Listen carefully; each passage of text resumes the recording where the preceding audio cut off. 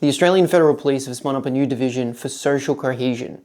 Now, I was sitting around one night thinking, what does that actually mean? I've seen it on the news, I've seen people talk about it, but what does it mean from a defined term, and how does it relate to all of the digital things that are going on that I've spoken about in my other videos? Well, we're going to find out here. So this new division was launched under ASIO and the National Security Investigations, also known as the NSI. And these teams were developed in September 2025 across 3 core states, Sydney, Melbourne, and Canberra. And they are designed specifically to, quote, target groups causing harm to social cohesion. So what they do is they monitor online threats, harassment, and hate towards politicians and communities. They're looking at your social media posts and public recordings of people's behavior, and they might deem something considered to break social cohesion, whatever the hell that means. Now, this is a tech channel. We will get into the techie stuff, but I really want to lay out specifically exactly what this means and why I have such a concern with this term. If you look at the definition of social cohesion, there really isn't one. It's a vague term, and they've used this term on purpose to mean whatever it is that the government wants it to mean at the time. They chose the term social cohesion for this exact reason. So, for example, the Australian Institute of Health and Welfare describes social cohesion as cohesiveness is created from connections based on shared sense of belonging and attachment, similar values, trust, and sense of social solidarity. What the fuck does that mean? Even after reading the definition, I do not know what that means. Cultural values, they change over time, and they're affected by things like demographics, religion, laws, all the normal things in culture. Australia is facing an identity crisis because of the changes we've made since the 60s. So what will social cohesion look like in 100 years? So how does this come all into effect? Well, Victoria passed legislation in 2025 titled the Anti-Vilification and Social Cohesion Act. There is no definition for social cohesion, and they justify in other documents explaining that it's a complicated topic with no definition. So in my opinion, the government's chosen a variable, undefined term, and they've done it on purpose. So let's look at some real life examples of what social cohesion and culture and solidarity looks like. In England, they have a cheese rolling competition. The way that it works is they throw a large block of circular cheese down a steep hill, and the first one to chase the cheese to the bottom wins that piece of cheese.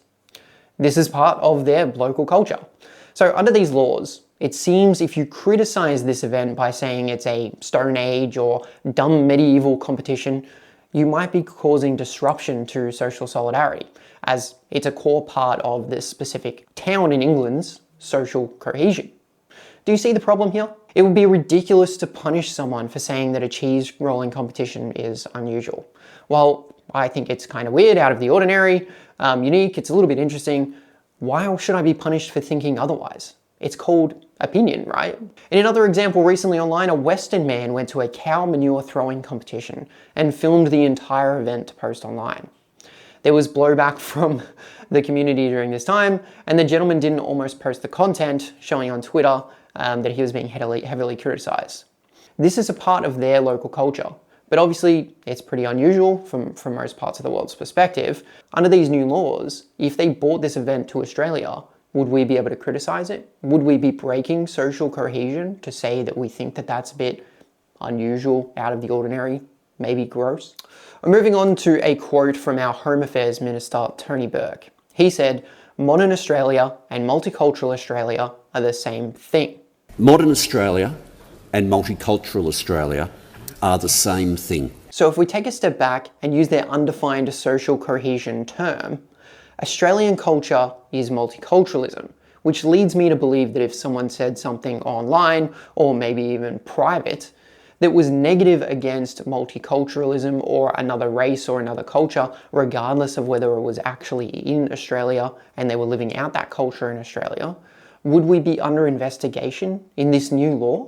They've made these terms so vague that under each government, the change of the culture could mean anything. Let's look at the worst case scenario. In a world where the National Socialist Network, if you don't know who they are, don't Google them, you'll be on a watch list. If they came to power in Australia, this could mean that the cultural opinion is in favour of the white demographic. So if any immigrant or non-white person, or really any person, burned the Australian flag or stated there's no such thing as white culture, or Captain Cook was a genocidal colonizer, could they be investigated or tried under this new definition?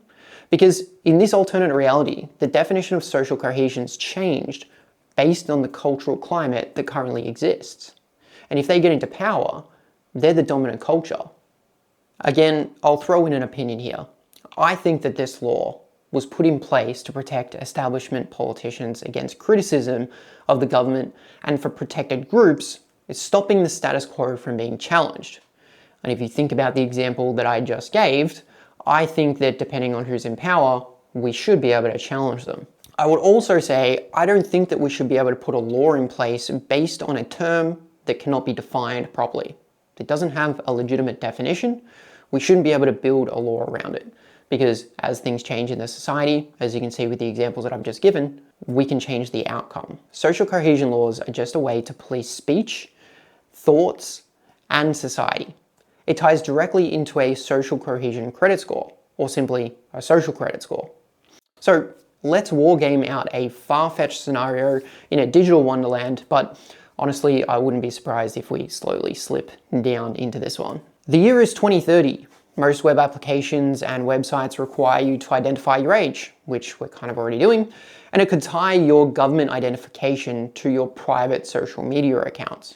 The NSI and ASIO are using AI to monitor online accounts and posts and automatically develops a social cohesion score, derived from how you respond to the multicultural paradise and government overreach in your life. Let's say you have a very low social cohesion score online.